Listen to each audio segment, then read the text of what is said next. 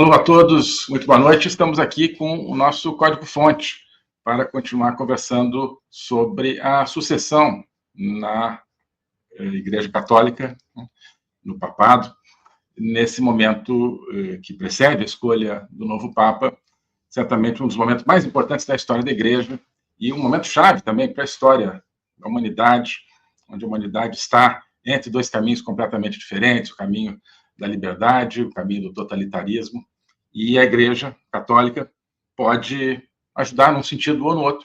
Ela pode reforçar a tendência da humanidade de cair num totalitarismo mundial, e ela pode também servir, e como ela tem a vocação de servir, à humanidade, ao ser humano, para restabelecer, reconquistar, ampliar e, quem sabe, fazer chegar a liberdade em todo o mundo. Esse é o momento chave que nós estamos vivendo.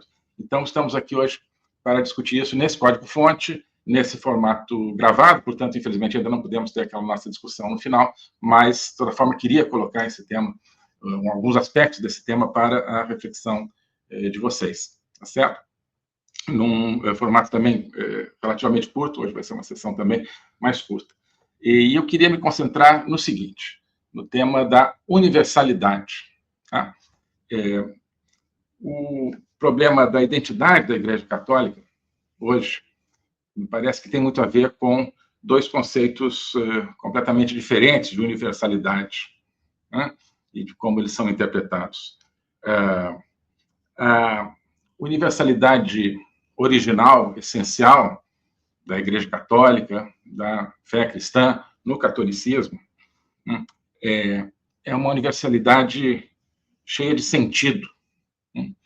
E, ao mesmo tempo, nós temos uma universalidade do globalismo, uma universalidade da Terra unida, do planeta unido, em torno de determinados princípios, em torno de Nações Unidas ou do multilateralismo, né, que é uma universalidade vazia,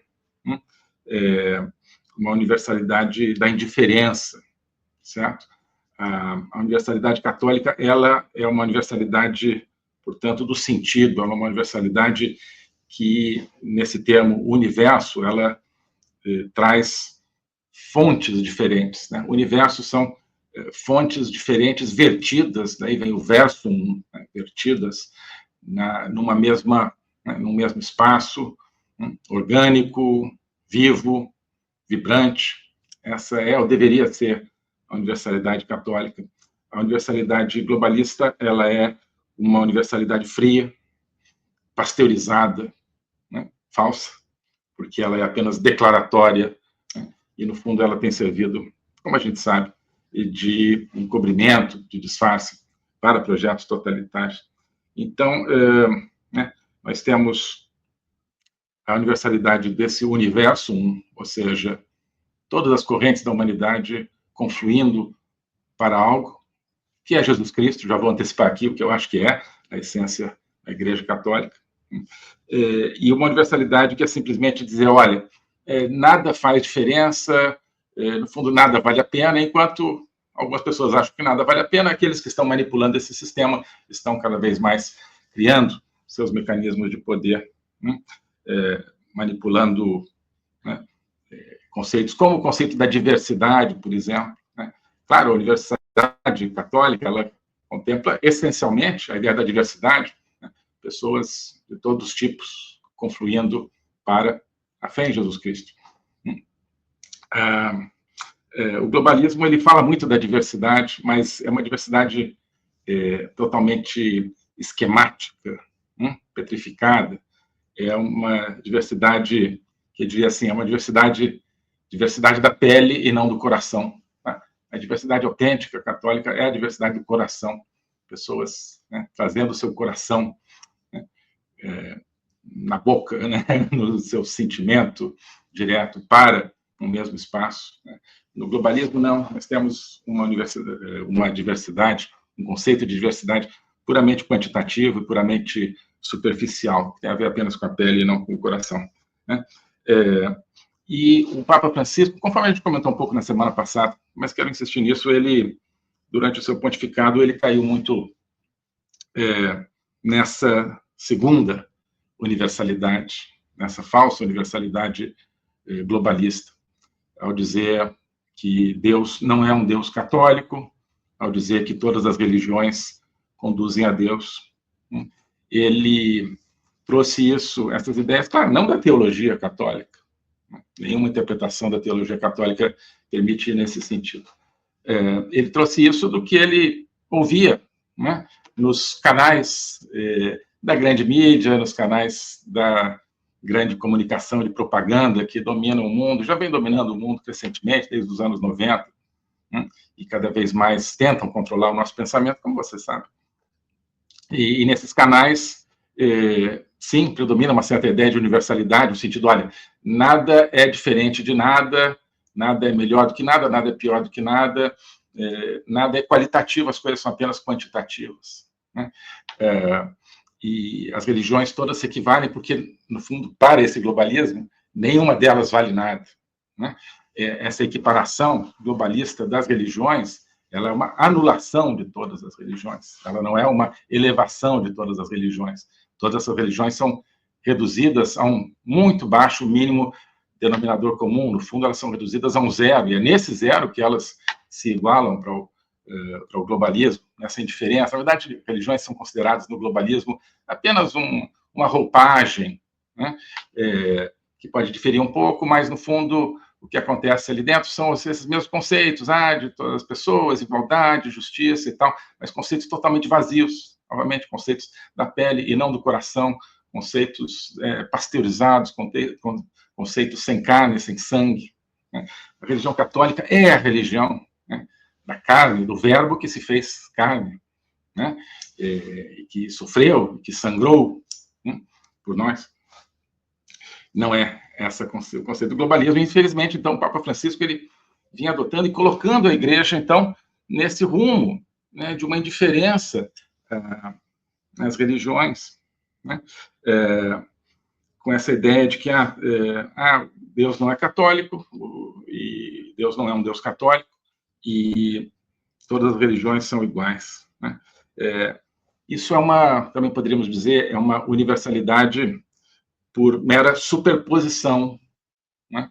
Então você tem isso aqui, tá, você põe junto e tal, tanto faz, né? No fundo não acredita em nenhuma, não sei se o Papa Francisco, enfim, mas no fundo não considera importante o conteúdo essencial de nenhuma religião, que é a relação com Deus.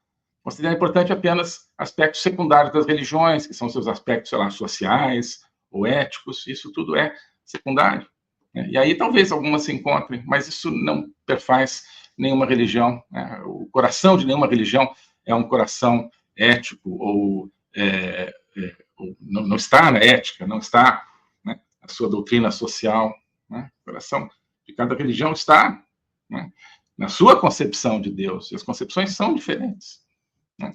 E a concepção católica, ela acha que ela é a verdadeira, e ela, né, tem a obrigação de se oferecer ao resto do mundo, se existe uma fé verdadeira, como essa verdade.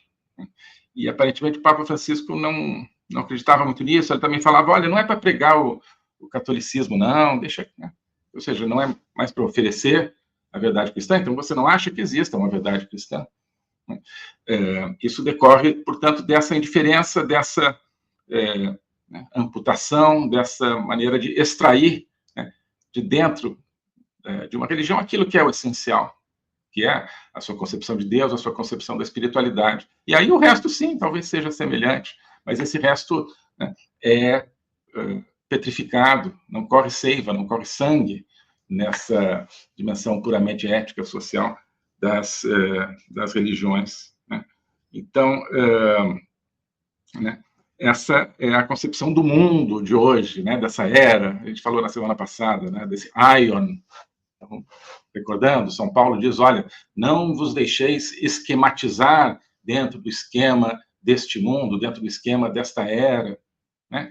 E dizia, não, Francisco, ele se deixou esquematizar, ele seguiu esse esquema desse Aion, né? O catolicismo não é uma universalidade por indiferença, não é uma universalidade por mera superposição, né? Eu diria que é uma universalidade pela salvação. É a universalidade da salvação aqui a fé católica oferece. Tá?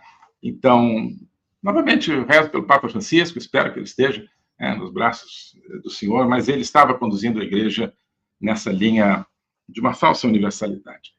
Então, Deus é universal? Deus é, eu acho, universal. Como é que se diz Deus é universal em grego? Theos católicos estim. Deus é católico. Católico significa universal em grego. Então, dizer que Deus não é um Deus católico, você está dizendo que Deus não é um Deus universal. Está dizendo que Deus, na concepção da Igreja, não está oferecido a todos os homens. Não faz diferença, então, o que os homens concebem como Deus. Não faz diferença. Isso é uma negação da universalidade essencial da Igreja Católica. Porque na fé católica, Deus concretizou a sua universalidade. Ele é um Deus católico porque ele, na figura, na encarnação, figura não, na pessoa de Jesus Cristo, ele se ofereceu, ele se concretizou, se encarnou, carne, sangue, sax e genitor, se tornou carne.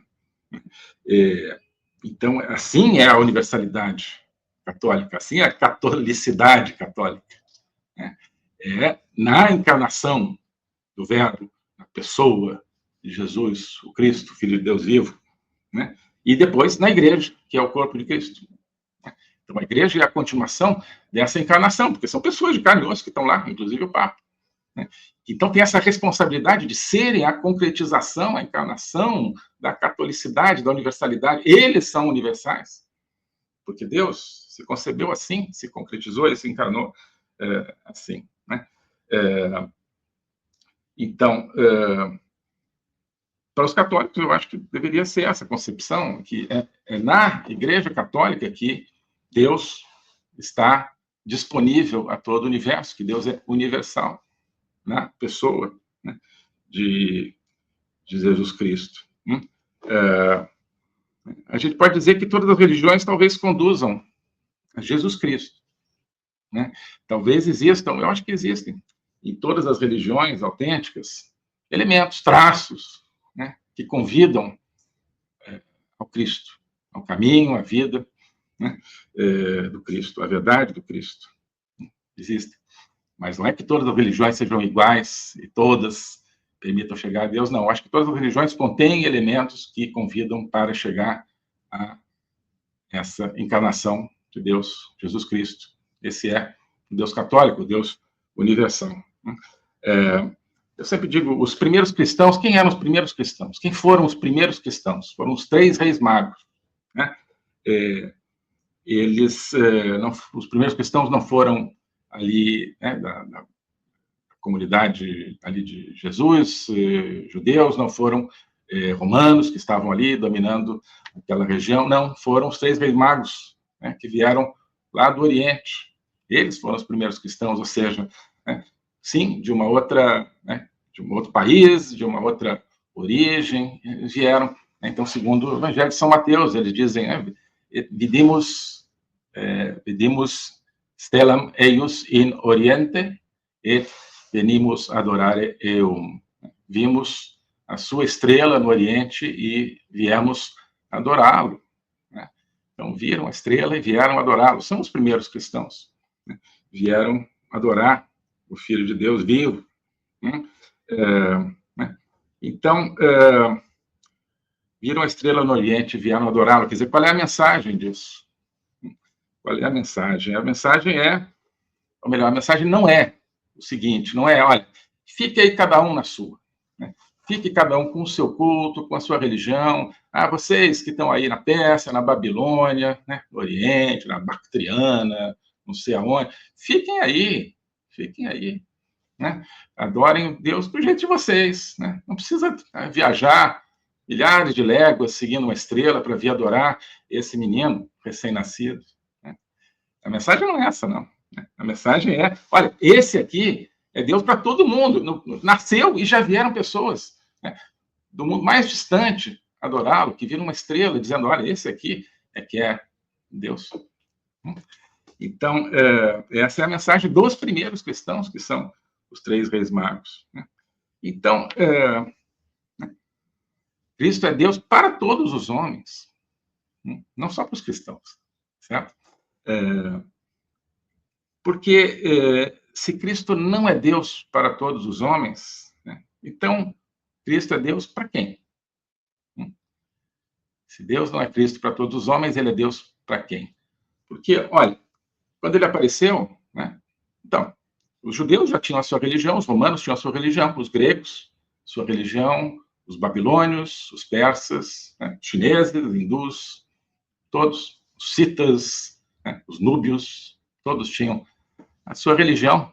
Então, essas religiões então, já conduziam a Deus. Por que esse novo aqui? Por que esse novo caminho? Tanto faz, né? Então, ele vai ser Deus para quem? Né? Se todos já tinham. Todos já tinham. Então, então Jesus Cristo é um Deus supérfluo, né? Jesus Cristo é redundante. Todo mundo já tem religião, então por que surgiu isso aqui? Né? E criando e deixando a sua igreja. Não faz sentido se isso é apenas uma redundância, né? Quer dizer, se não precisava, se todas as religiões conduzem a Deus, quer dizer, só as religiões de hoje, não, as religiões daquela época, então, já conduziam a Deus, né? Não, são as religiões posteriores, não, mas assim, por exemplo, o hinduísmo é uma religião que já existia naquela época, né? Continua existindo hoje, então, acho que quando o Papa diz, todas as religiões conduzem a Deus, ele está incluindo o hinduísmo, uma religião, né, que é da antiguidade, assim como a religião romana, a religião judaica, obviamente, que também é da antiguidade.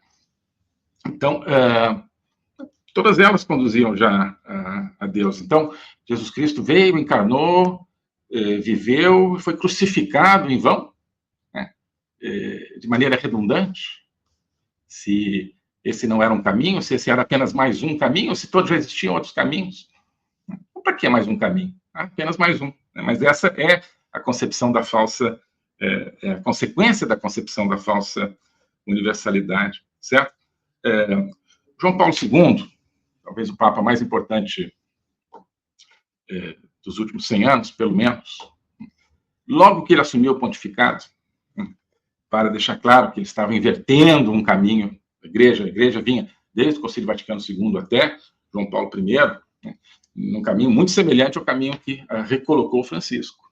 Esse caminho de esquematizar-se completamente de acordo com o mundo e de pasteurizar-se numa falsa universalidade, de perder a sua essência, que é Jesus Cristo, numa espécie de mínimo denominador comum, ético, social. A igreja vinha nesse caminho. João Paulo II inverte esse caminho. E no começo do seu pontificado, como uma espécie de programa, ele escreve e publica a Epístola Redemptor Hominis, também um dos documentos mais importantes, talvez, da história da igreja, certamente nos últimos séculos. Redemptor Hominis, o Redentor do homem. Tá? A Epístola Redemptor Hominis começa dizendo assim: Redemptor Hominis, Jesus Christus, est centrum universi et historiae. O Redentor do ser humano, Jesus Cristo, é o centro do universo e da história. Né? Então, essa é a universalidade da Igreja Católica que João Paulo II estava lembrando, né? Ele que inventou. Isso é o que decorre, né, desde Cristo, da encarnação, passando por toda a história da Igreja, até o momento em que resolvem dizer, não, Deus não é um Deus católico. Não, é isso aqui. Quem que é Jesus Cristo? Jesus Cristo é o centro do universo e da história, certo? Então, nos últimos anos, né, talvez desde o Concílio Vaticano II e agora nesse pontificado, infelizmente, né, do Papa Francisco, a igreja, parte da igreja, ou a liderança da igreja, né, vem expulsando Cristo desse centro do universo. Não, você não está no centro do universo, não. Não está Cristo, não. Você tem Deus, de repente, mas Deus em cada figura aí, de cada religião e tal. Então, Jesus Cristo vem sendo reduzido pela igreja católica a uma figura lateral, uma figura secundária, um ator entre outros atores, né, nesse amálgama aí de religiões, certo? Né, como se fosse apenas mais um grande turbilhão aí de crenças e descrenças, um enfraquecimento, um debilitamento completo da fé. Então, o universalismo católico, o que ele precisa? A meu ver, ele precisa voltar a esse universo do qual Jesus Cristo é o centro. É só ler a epístola de João Paulo II, está lá, Redemptor Hominis, uma epístola maravilhosa. Jesus Cristo está no centro do universo. Essa é a universalidade. Está no centro. O que é a universalidade? É o universo. Ou seja, temos aqui uma estrutura de visão de existência do universo. Como é que esse universo está composto? É uma bagunça, cada um do seu lado, cada religião do seu jeito? Não. Esse universo tem Jesus Cristo no seu centro. Se você não acredita nisso, tudo bem, problema nenhum, mas está fora do espaço católico. E, segundo João Paulo II, Jesus Cristo é o centro do universo e da história, portanto, ele é o centro também da nossa experiência humana de cada dia, experiência de indivíduo, de sociedade, de comunidade, de nação e de mundo. Está no centro da história, essas coisas que estão acontecendo na economia, na política, na geopolítica. Jesus Cristo está no centro disso também, então não é simplesmente uma figura que está lá e tal, não. Isso tudo que a gente está vivendo no Brasil, essa bagunça, no mundo todo, globalismo, totalitarismo, tudo isso avançando e forças aí procurando resistir a isso, Jesus Cristo está no centro disso. O centro é o centro, certo? Então, o que a gente quer? Eu, pelo menos, o que eu quero, como católico, que eu humildemente sou, eu acho que a gente quer um Papa que volte a colocar o Cristo no centro, no centro do universo e no centro da história. E um Papa que mostre para o mundo todo esse caminho. Um Papa que seja no centro da Igreja, portanto, representando Cristo no centro do universo. Um Papa que mostre a luz, como a estrela mostrou aos Reis Magos. A estrela não mostrou o caminho só para quem estava ali perto, não, é só para quem está aqui perto. É só para quem está aqui, no máximo, para quem está aqui, que eu estou mostrando aqui, esse menino, não. Quem está lá na Babilônia, na China, tanto faz. Não é isso. Pegou os magos lá, a estrela foi lá. Então precisa de um Papa que mostre para o mundo todo, inclusive os países totalitários, nos regimes mais afundados aí na ditadura, mostra essa estrela do Cristo no centro do universo, no centro da história. Não precisamos de um Papa assim com vergonha. Parece que tem Papa que tem vergonha de Jesus Cristo. Jesus Cristo, não, mas não, olha só, não, quando está falando com outras religiões, sobretudo quando está falando com ateus, com ateus aí desse mundo globalizado, ateu, não, Jesus Cristo, assim, esse negócio aí social e tal, mas não se preocupa não, que eu não vou colocar ele no centro, não. É como se tivesse aquela luz ali, ele está escondendo aquela luz. Não precisamos de um Papa para esconder essa luz. Se não acredita, ok, não tem obrigação, mas assim, por que quer ser Papa se não acredita que Jesus Cristo está no centro da história e no centro do universo, gente? Por que quer ser Papa? Então precisamos de um Papa que queira, que acredite nisso. Isso é o que eu acho. Bem, então, não precisamos desse universo da indiferença, dessa universalidade da indiferença, precisamos da universalidade do Cristo, acho que nada mais. Por quê? Também, do ponto de vista político, se você quiser. Essa universalidade da indiferença, ela se torna uma diferença a favor do poder totalitário, porque ela ajuda a desarmar o poder da liberdade, ajuda a secar os rios que rodam o moinho da liberdade, que são a fé, e que são a nação também. O Ocidente, a gente fala muito, mas precisamos lembrar disso e reiterar, o Ocidente ele tem uma espinha dorsal, tinha uma espinha dorsal cristã. O cristianismo não é um acidente no Ocidente. O cristianismo é a espinha dorsal. o Ocidente ele ficou o quê? Ele está expulsando de si mesmo o cristianismo, ele está se amputando da sua espinha dorsal. Né? O que sobra, então? Sobra uma forma externa da universalidade, né? Com uma ideia fria, puramente esquemática de direitos humanos, de igualdade, de justiça, mas puramente esquemática, sem a sua essência universal, católica. Né? A gente está vendo no Brasil o que significa a palavra democracia sem a essência democrática, de liberdade, no seu centro. O que significa a palavra justiça sem a essência da justiça no seu centro. A gente está vendo muito claramente, né? Estamos tendo, de certa forma, o privilégio de vermos isso, mais talvez do que muitos outros países. Né? Deveríamos agir de acordo. Né? O grande escritor católico Gilbert K. Chesterton, ele dizia o seguinte, no começo do século XX, "The world is full of Christian virtues gone mad." O mundo está cheio de virtudes cristãs enlouquecidas. Né? Então, é isso, está cheio de virtudes cristãs sem a espinha dorsal. Né? A ideia de justiça, de direitos humanos, né? De trabalhar pelos mais pobres, pelos mais necessitados, são virtudes, obviamente, cristãs, mas sem a fé em Jesus Cristo no centro de tudo isso. Né? Essas virtudes, ou elas definham, ou elas enlouquecem, elas viram. Então, essa coisa, tem que acolher todos os imigrantes, todo mundo vai destruir a sua sociedade. Vai destruir a sua sociedade. Está destruindo o cristianismo, inclusive. Né? Então, virtudes cristãs enlouquecidas, certo? Mas, sobretudo, elas estão definhando as virtudes cristãs e, com isso, está definhando a liberdade. São fenômenos que estão totalmente correlacionados. Totalmente correlacionados. O Ocidente, ele não será livre se ele perder definitivamente a sua essência cristã.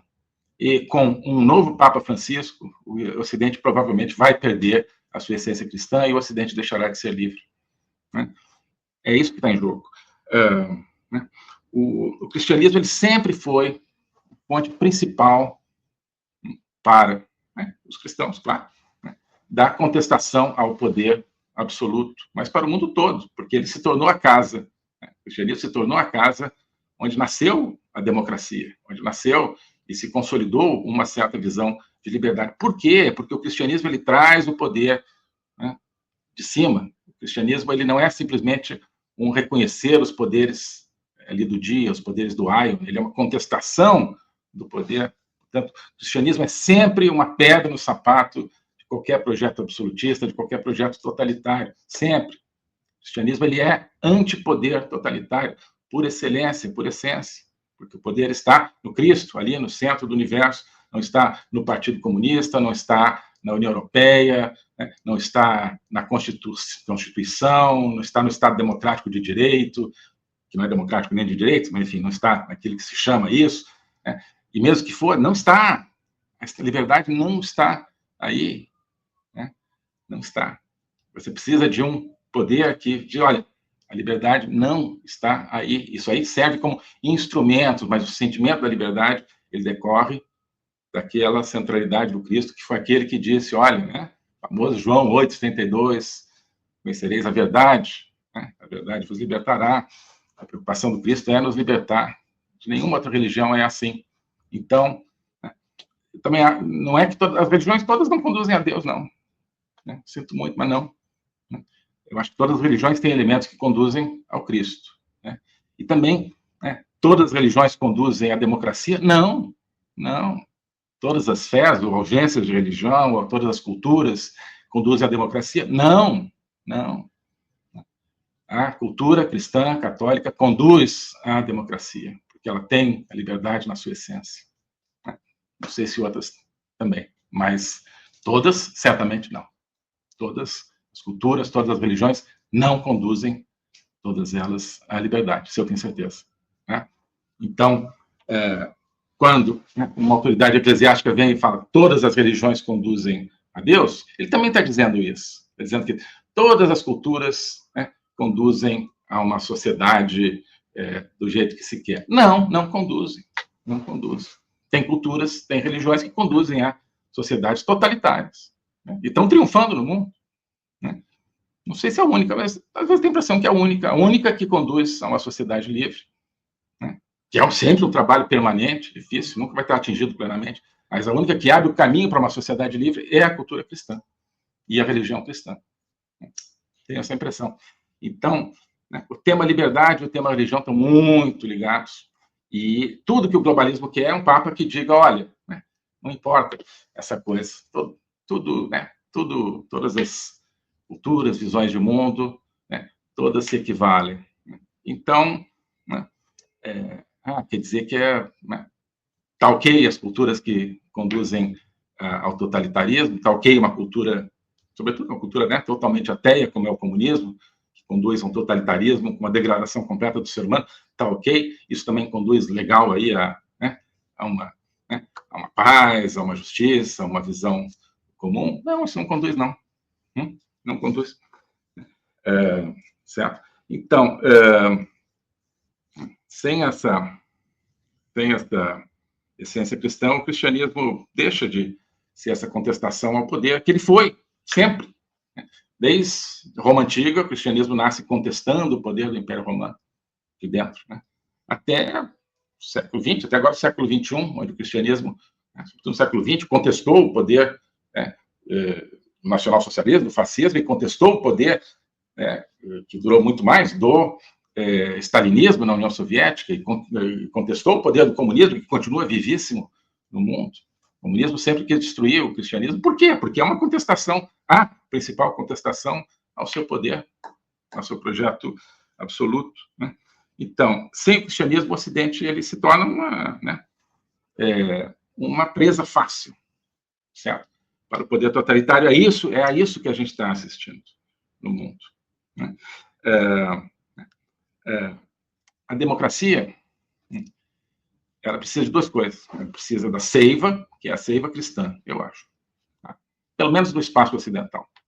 E ela precisa de nutrientes da terra, que a gente, então, pode representar como sendo o equivalente à nação, né? Ela precisa de uma terra nutritiva, ou seja, a democracia não pode ser uma árvore sem raízes, uma árvore solta, uma árvore que nasce no ar. Não, ela precisa ter raízes numa terra, numa nação, né? Um certo ambiente cultural, pessoas que gostam daquele lugar, daquela nação, e se sentem parte dela. E ela precisa da seiva cristã, dessa seiva que é aquilo que nos comunica há 2000 anos com a essência da liberdade. Os totalitários sabem disso, e os totalitários séculos, né, eles vêm com as motosserra e com a enxada para tentar cortar essa árvore, mas mais do que isso, né, e diferentemente disso, eles querem derrubar essa árvore, mas a maneira de derrubar, eles aprenderam, não é vindo com a motosserra e com o machado para derrubar essa árvore da democracia, da liberdade, é fazendo secar a seiva cristã e fazendo definhar, fazendo que se torne puramente areia aquilo que antes era terra nutritiva da nação, do sentimento nacional. Então, terreno totalmente arenoso, né, sem nação, indiferença mundial, global, globalizado, globalista, isso não alimenta mais a árvore, né, e não existe mais aquela seiva cristã. Então, fica meio fácil derrubar isso aí, é o que está acontecendo. A democracia tem mais um fiozinho de seiva, né, que vem secando. Dependendo de quem for o próximo Papa, é capaz de secar completamente. E aí a gente vai ver como é que é bom um mundo totalmente totalitário. Talvez seja esse o plano que Nosso Senhor tem para nós, passar por isso, para a gente ver como era importante o cristianismo e, quem sabe, recuperá-lo mais adiante. Mas acho que já vimos o suficiente, talvez, para não querermos esse mundo sem a seiva e sem a terra. Então, não é à toa que você tem o Papa, né, da universalidade globalista, né, essa falsa universalidade, né, sorridente ali junto com os poderes de Davos, com os poderes de Pequim, e com os poderes de Havana, de Caracas, né, do Foro de São Paulo. Comentei brevemente isso, mas era triste a gente ver como o Papa Francisco ele usava o prestígio do seu cargo para legitimar governantes ditatoriais, né, anticristãos, inclusive, governantes né, corruptos, governantes criminosos, na América Latina, sobretudo. Né? O Papa Francisco usou o seu cargo para legitimar governantes corruptos e criminosos. Não é que tinha que excomungar, de repente tinha, né? Mas essas pessoas, né? Não, a gente acolhe todo mundo, mas assim, vai fazer uma confissão e se arrependa dos seus pecados, o que ele talvez tivesse que ter dito para essas pessoas, né? Sim, a igreja recebe todo mundo, mas não é dizer que o corrupto não é corrupto e que o criminoso não é criminoso, né? Eu acho que não é assim. Então, o Papa Francisco usou o poder, digamos, de imagem que ele tinha, em muitos casos, a favor, né, desses elementos, dessas forças, dessas correntes que estão destruindo a liberdade no mundo, na América Latina, no mundo, através do globalismo, através do multilateralismo, através da China comunista, através do Foro de São Paulo. Né? E não é à toa que outro Papa, né, que escreveu Redemptor Hominis, dizendo que o Cristo está no centro do universo e no centro da história, né? Não é à toa que esse Papa enfrentou o comunismo. Uma das correntes que querem expulsar Jesus Cristo, né, nem do centro, expulsar completamente do universo e da história. Né? Vamos lá, né? Quem sabe a gente consegue ter um Papa assim? Um Papa que coloque Jesus Cristo no centro do universo da história, não é que coloque, ele está lá, né? Que reconheça isso e defenda isso. Né? Porque tem que colocar Jesus Cristo no centro do coração das pessoas, para as pessoas entenderem isso. Todas as pessoas, essa é a universalidade da Igreja Católica. Não é dizer assim, não importa, é dizer, Jesus Cristo está aqui para todos. Não é dizer, não importa se você acredita ou não em Jesus Cristo. Claro que importa, nada importa mais do que isso. Essa é a verdadeira universalidade. Olha, está aqui para todos. E anunciar isso, fazer brilhar essa estrela. Né? E não dizer tanto faz, e não precisa mais de Papa tanto faz, porque esse tanto faz está trabalhando pela destruição da liberdade no mundo. Né? Essa é a visão que eu queria compartilhar com vocês. Tá certo? Bem, vamos continuar comentando sobre esse tema, obviamente, do papado. Começa no dia 7 de maio o conclave, né? Já está em andamento aí a preparação do conclave, praticamente a maioria dos já estão em Roma, eles vão definindo, né, mais ou menos quais serão os rumos do conclave antes do conclave começar. E hoje eu vi uma notícia de um cardeal que era muito próximo do Papa Francisco e provavelmente gostaria de uma continuidade do Papa Francisco, ou seja, da linha do Papa Francisco, né? Dizendo que está muito preocupado, porque ele está vendo, né, um movimento, assim, acho que entre os cardeais que já estão em Roma, no sentido de uma mudança de rumos. Ele está muito preocupado. Que bom que ele está muito preocupado. Né? Que bom. Então, isso nos dá alguma esperança de que, né, teremos um Papa que coloque Jesus Cristo no centro. Tá bom? Isso que eu queria compartilhar com vocês. Muito obrigado pela atenção. Quem é da Academia Folha Política está acompanhando comigo vários outros elementos aí da perspectiva do novo Papa. Fizemos um exame aí da profecia dos Papas, né? E cheguei a uma interpretação que parece indicar num determinado sentido. Né? Quem quiser saber o que né, a profecia pode estar dizendo sobre o próximo Papa, sobre quem será e sobre em que circunstâncias ele virá, eu sugiro, então, que se inscreva aqui na Academia Folha Política, lá nas aulas, na Agenda Liberdade, que fazem parte da academia. Eu estou discutindo isso aí e outros aspectos desse momento do papado, da igreja e do mundo. Tá? Mas continuaremos também discutindo isso aqui no Código-Fonte, certamente, proximamente. Muito obrigado pela atenção de vocês. Fiquem com Deus. Tudo de bom.